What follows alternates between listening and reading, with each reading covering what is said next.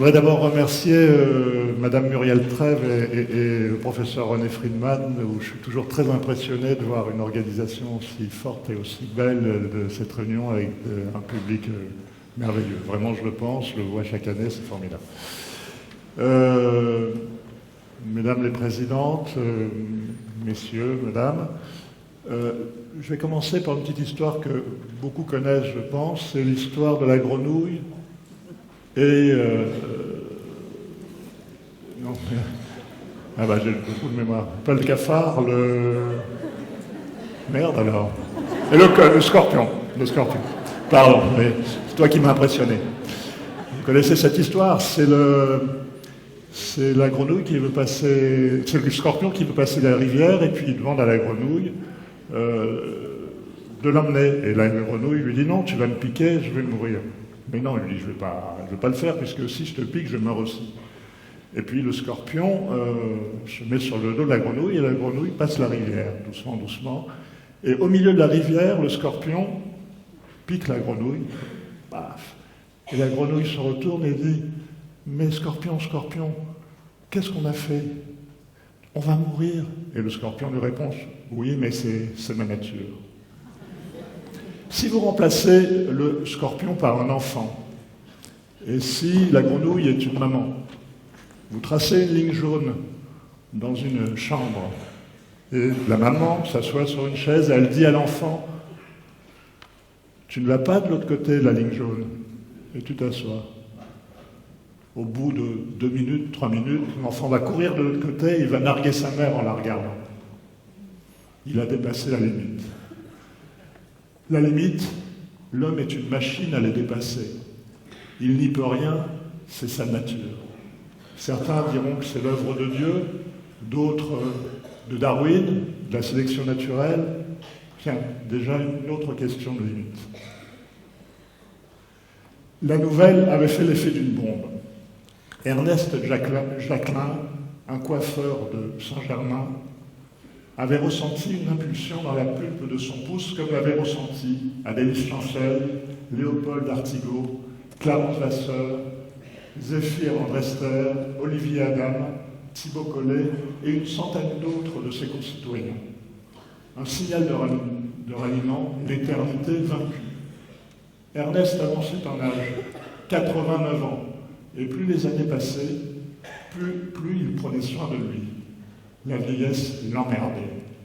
Ça tournait à l'obsession, il tentait d'éviter toutes les sollicitations qui endommageaient son corps. Depuis bien longtemps, il avait gagné le tennis, la course à pied, convaincu par les campagnes médiatiques anti-sport tonitruantes et les repères du gouvernement. Il restait la natation, mais il n'aimait pas l'eau. La cigarette avait complètement disparu depuis déjà 20 ans, le vin survivait, l'alcool résistait à la prohibition.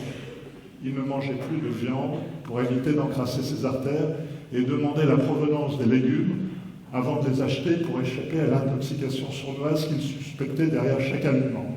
Conseillé par un ami agriculteur, il avait établi une liste de petits cultivateurs qui n'utilisaient pas de pesticides. Il n'avait pas pu écarter les OGM, ils étaient partout. Mais cela n'inquiétait pas trop, impuissant à réduire leur prolifération, il s'était résolu à penser qu'ils n'étaient pas nocifs. En 2098, l'espérance de vie avait atteint 140 ans pour les femmes, 138 ans pour les hommes. L'inégalité entre les sexes était considérablement réduite. Pratiquement toutes les maladies avaient un remède, cependant on n'avait pas éradiqué les microbes. Des épidémies sporadiques survenaient ici et là, à intervalles de temps variables, parfois plusieurs en un mois, parfois aucune pendant une année. Mais ça n'effrayait plus personne. Les infectiologues trouvaient la solution dans la journée, ils isolaient le virus ou la bactérie, la passaient en machine, la décortiquaient, séquençaient son ADN et produisaient immédiatement à la fois le vaccin et l'antibiotique. Les chercheurs traquaient les exceptionnelles maladies qui restaient sans traitement, rêvant de laisser leur nom à la postérité sur un médicament, une méthodologie. Peine perdue, dès que la thérapeutique était découverte, la maladie disparaissait et leur nom disparaissait avec elle. Guillaume Rivière, médecin renommé, l'avait compris. Le 8 mai 2096, il avait déclaré « La vieillesse est une maladie, nous devons la combattre et faire tomber ce dernier bastion. L'anéantissement de la décrépitude ouvrira au genre humain le champ inexploré de l'éternité. Trop longtemps, l'homme a considéré la vieillesse comme un phénomène normal, une manifestation naturelle. C'est la raison de notre inaction.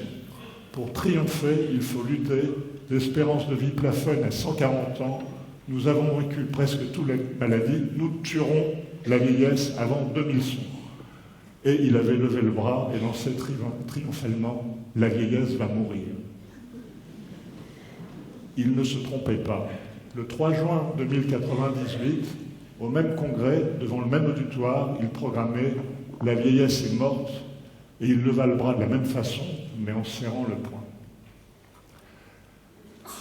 L'impulsion résonna dans le pouce d'Ernest Jacquelin, le coiffeur de Saint-Germain. L'impulsion dans le pouce signifiait qu'il avait été choisi par le grand chercheur. Ernest Jacquelin, fou de joie, se rendit illico à l'Institut dès la décharge reçue et attendue dans le grand hall. Ernest Jacquelin, s'il vous plaît, c'était lui. En premier, il n'y croyait pas ses oreilles. Il se dirigea vers une porte insignifiante dans la salle. Guillaume Rivière apparut. Il lui fit un large sourire grimaçant. « Ernest Jacquelin, oui, c'est moi. Entrez. Bravo, vous avez été choisi. Non, bravo à vous pour votre découverte. Vous serez donc notre premier. D'accord? Vous savez, il y a quelques risques. Je vais vous expliquer. » Et il lui détailla tous les dangers, tous les aléas. Il avait peur, mais il n'était pas question de reculer. Reculer, c'était mourir. Je suis d'accord. Je vous reverrai la semaine prochaine pour la signature du consentement éclairé. À tout moment, vous pourrez renoncer, mais lorsque le traitement sera engagé, rebrousser ce chemin sera impossible. Il faudra aller au bout. Et surtout, une fois l'éternité obtenue, vous ne pourrez plus redevenir mortel. Je suis d'accord. Pourquoi rire? Pourquoi penser que ce scénario est incongru? Pourquoi 2100, peut-être avant, peut-être demain? Guillaume Rivière existe déjà ou existera peut-être bientôt. Pendant ce temps, des Ernest Jacquelin continuent à entretenir leur peau, leur visage, traquent leurs rides, se pommadent, se bichonnent, se font masser. Non, ne rions pas, nous sommes tous des Ernest de Jacquelin en puissance à des degrés divers. Mais un Guillaume Rivière, il se peut qu'il y en ait un jour. La chirurgie esthétique retarde la vieillesse. Nous n'avons pas osé chercher à la stopper. Oui, nous avons franchi quelques limites. Changer le corps, une révolution. Il en a fallu du temps pour admettre cette possibilité. Mais malgré des discours moralisateurs, tout le monde a plongé. Tout le monde a dépassé la ligne. Moins vieillir. Heureusement, les bûchers n'existent plus. La chirurgie plastique n'est en réalité pas si récente. Elle a longtemps été cachée et certains ont risqué jusqu'à leur vie pour la pratiquer. L'amputation du nez est une peine appliquée aux prisonniers en Inde au 5e siècle. Susruta nous a décrit la technique de réflexion à employer. Il prenait le front, faisait glisser la peau du front sur le nez et recoupait, c'est ce qu'on appelle la méthode, il recoupait la peau et on refaisait tout le nez avec la peau du front. C'est toujours la méthode que nous employons. Vous vous rendez compte, sans anesthésie, au 5e siècle. Et puis, les chirurgiens hindous exerçaient leur art sans problème. Au Moyen-Âge, il n'en était plus de même. Les opérateurs ambulants qui couraient offrir leurs services dans les châteaux, dans les villes, parfois peu scrupuleux, mais hardis, sont des meilleurs techniciens du temps. Les plus connus sont les Italiens, tels que les deux Branca, père et fils, qui sont inventeurs de la méthode dite italienne. La réflexion du nez avec le bras. On mettait le bras comme ça, on prenait la peau du nez et on la mettait ici. On attendait 3 semaines que ça prenne racine, puis on coupait le morceau de peau qu'on avait mis. C'était utilisé parce qu'au moment des duels, les mecs se défiguraient et se coupaient le nez. Et c'était une manière de se reprendre. Tagliacozzi de Bologne l'a beaucoup utilisé, mais le clergé trouvait ça très très mal et souvent les chirurgiens mouraient sur le bûcher. Par représailles, Tagliacozzi, les restes du chirurgien sont enterrés dans un lieu non consacré. L'Église n'a pas voulu. La limite, c'est mon métier. J'y pense constamment. Où est-elle? La devancer, l'accepter, la renier, la comprendre. À la limite, on vit. À la limite, on meurt. À la limite, on n'existe pas. Où commence la mort? Découverto, un cancer est vaincu. Déceleta, il essaime et le patient meurt. Raisonnons. Sur un espace de temps défini. 12 jours avant, le patient est guéri. 12 jours après, le patient est condamné. On peut diminuer l'intervalle. 1 semaine avant, le patient est guéri. 1 semaine après, il est condamné. Diminuons encore. 1 jour avant, le patient est guéri. Un jour après, le patient est condamné. 1 heure avant, il est guéri. 1 heure après, il est condamné. 1 seconde avant, il est guéri. 1 seconde après, il est condamné. 1 millième suffit. Le destin de la personne bascule en un éclair. Où commence la malformation? Une personne a des traits réguliers, on dit qu'elle est belle. Une petite bosse sur le nez, elle a du charme. Une grosse bosse, du caractère. Une narine un peu écartée, une coquetterie. Une petite encoche, une anomalie pour les uns, une curiosité pour les autres. Un charme qualifié de certain pour ceux qui aiment, une malformation pour ceux qui savent. Une fente qui s'étend à la lèvre évoque pour tous une malformation nommée bec de lièvre par la majorité et fente labiopalatine par les médecins. Où est la limite? Où commence l'homme? Où se termine l'animal? 12 millions d'années, les Ramapithèques. 1 à 2 millions d'années, les Australopithèques. L'Homo néanderthalis, 80 000 ans. L'Homo sapiens, 30 000 ans. Où sommes-nous? Le présent est absent. Il n'est que futur proche ou passé immédiat. Nous n'existons pas et pourtant nous sommes là, au congrès de Muriel et René. Quand Muriel et René m'ont demandé d'écrire sur le thème de la limite, mon métier, la chirurgie plastique, la chirurgie esthétique et réparatrice, je me suis dit comment faire. Je ne vais quand même pas leur parler de prothèses mammaires, de lèvres trop gonflées, de fesses rebondies, de visages tirés, de la manière de faire un lifting, une rhinoplastie. Pourtant, c'est sans doute peut-être ce qu'ils attendent. J'ai pas eu envie. Trop banal. Je me suis dit, il faudrait que je leur parle de la limite entre le beau et le laid, du nombre d'or, de l'harmonie, de la symétrie, de la perfection, de la photogénie, que je leur montre que je fais des calculs savants sur l'équilibre, le naturel. Puis je me suis dit non. Je me suis dit, mieux vaut leur parler du normal, du pathologique, du malade et du bien portant, de la limite de la demande physique et de la demande psychique. Et puis je me suis dit non. Je suis chirurgien de la peau, je vais leur parler de la peau, je vais leur faire un cours sur la peau, notre limite, la frontière, la démarcation entre le reste et nous. La peau est constituée par le derme et l'épiderme, séparée par une membrane entre les deux, qui s'appelle la membrane basale. Dans la limite. La membrane basale, c'est le Rubicon qu'il ne faut pas franchir. Au-dessus, la vie et l'absence de cicatrice. Au-dessous, la mort et la cicatrice. C'est le témoin de la pénétration dans le corps. C'est dingue. Une brûlure superficielle ne laisse aucune marque. Elle est très impressionnante. Et ensuite, il n'y a rien. C'est pour ça qu'il y a beaucoup de guérisseurs qui pensent d'ailleurs que traiter brûlure, parce que la brûlure est impressionnante, mais si elle est superficielle, elle guérit tout seul.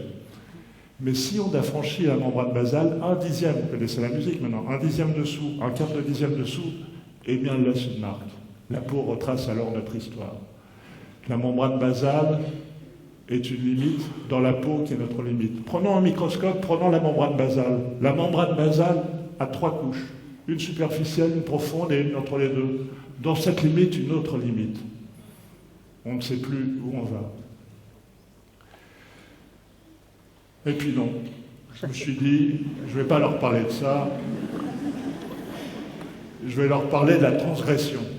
Cette transgression première et puis essentielle du chirurgien, cet acte incroyable auquel on ne fait plus attention, mais qui est pourtant inimaginable. L'homme prend une lame, tranche la peau et pénètre à l'intérieur. Et y faire quoi? Il enlève. C'est fou ce qu'on peut enlever dans un corps, l'appendicite, un morceau de foie, il y a plein de choses qui sont inutiles. Il répare, il remplace, il déplace, il reconstruit.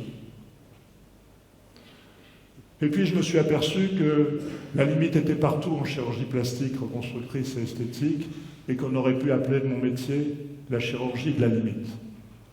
Alors comme toutes ces limites étaient dépassées et qu'elles n'en étaient plus, et que je ne pouvais donc parler de rien, j'ai écrit cette petite nouvelle que je vous ai lue en partie. Au fait, je ne vous ai pas raconté la fin de l'histoire. La fin de la consultation entre Ernest Jacquelin, le coiffeur, et Guillaume Rivière, le chercheur. La fin de la consultation, Guillaume Rivière l'a tutoyé pour lui marquer sa proximité dans l'aventure. Et il a dit au coiffeur Ernest Jacquelin, eh bien, réfléchis bien. À quoi, a dit le coiffeur? Quel âge veux-tu avoir toujours?